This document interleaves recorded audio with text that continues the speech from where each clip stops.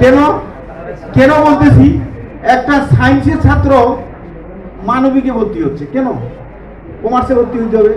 তারপরে সবচেয়ে ভালো ডিপার্টমেন্ট হলো কমার্স, সায়েন্স, তারপরে হলো বাণিজ্য, বাণিজ্যতে চাকরি বেশি হয়, আর তারপরে হয় মানবিক।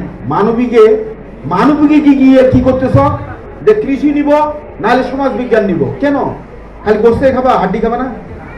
হ্যাঁ, তো আমাদের এখানে শিক্ষক আছে কলেজ শাখায় 21 জন। 21 জন শিক্ষকের মধ্যে সমহারে তো কিছু ছাত্রছাত্রী প্রয়োজন, ঠিক কিনা? যেগুলো সাবজেক্ট আনকমন সেগুলোতে মার্কস বেশি পাওয়া যায়, এটা জানো তো? এই যে ভদ্রলোক কলেজ পরিদর্শক স্যার আসলেন, উনি কিন্তু আমার ডিপার্টমেন্টের টিচার, হিসাব বিজ্ঞান, ঠিক না ইসমাইল সাহেব? আমিও হিসাব বিজ্ঞান, এর আগে যে প্রিন্সিপাল ছিল তিনিও হিসাব বিজ্ঞান।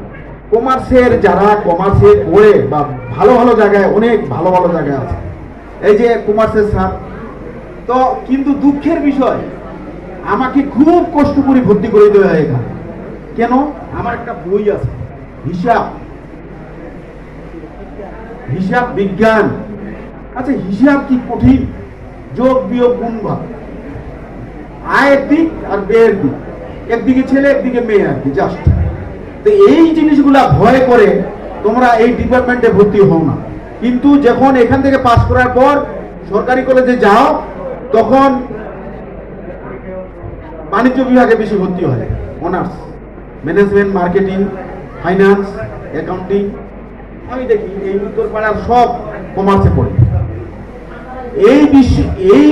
এই কলেজের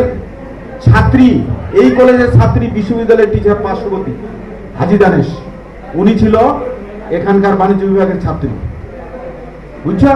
তো যাক, আমি তোমাদের যে উদ্দেশ্যে বলতেছি, যারা ভর্তি হইছো তারা ডিপার্টমেন্টে থাকো।